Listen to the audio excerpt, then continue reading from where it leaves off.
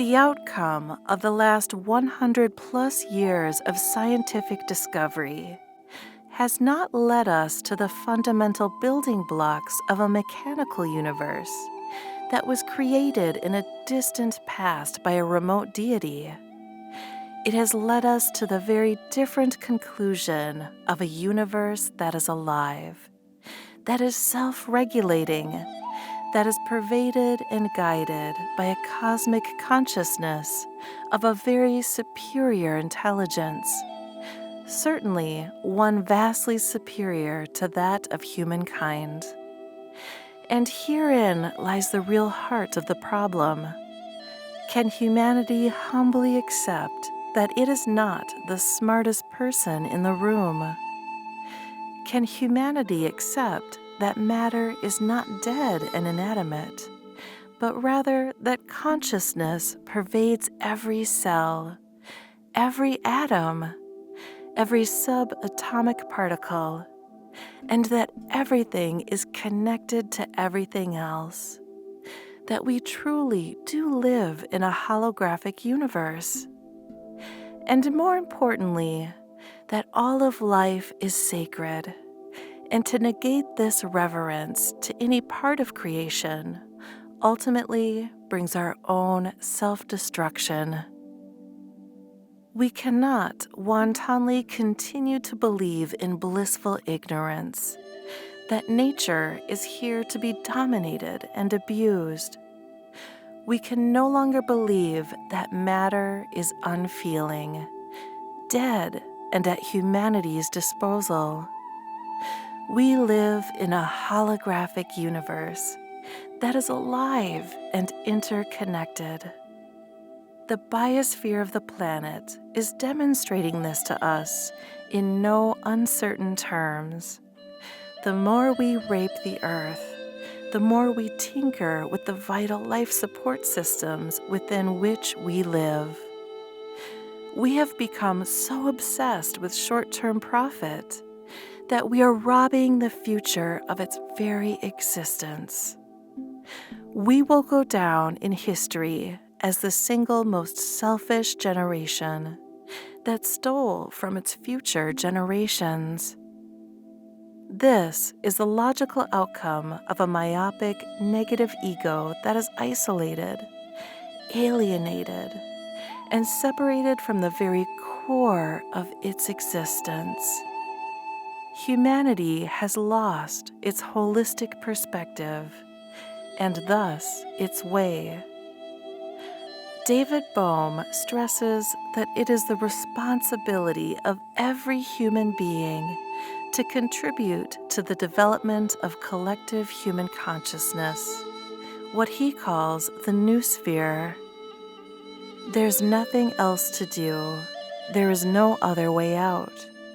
That is absolutely what has to be done, and nothing else can work. Now, we need to emphasize that this is not the preaching of a mystical or religious fanatic. This is the teaching of one of the leading quantum physicists of our age, who worked at Berkeley, Princeton, and Birkbeck, and whose philosophy was the direct outcome of his experience as a nuclear physicist.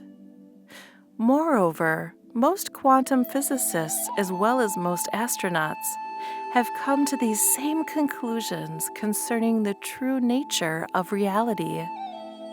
This reality is characterized by the qualities of order, intelligence, creativity, and a sense of holiness or sacredness.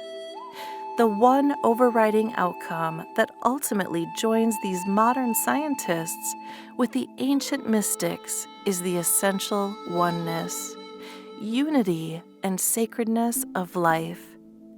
That there is a cosmic energy that holds everything together within itself, and that this cosmic energy obeys and manifests through cosmic law. We have referred to this universal law as the Tao. Bohm calls it the hollow movement which transcends both space and time in another dimension of wholeness or consciousness.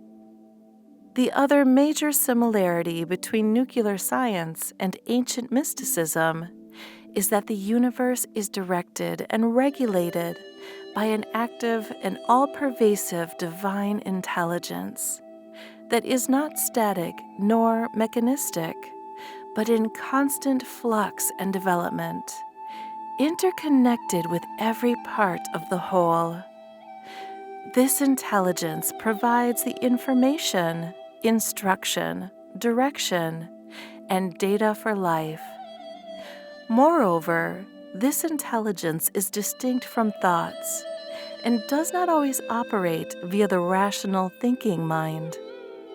Direct perception, moments of insight, flashes of understanding, and intuition are all valuable nonlinear functions of intelligence that preclude and exclude thought. The natural kingdom operates perfectly without rational thought.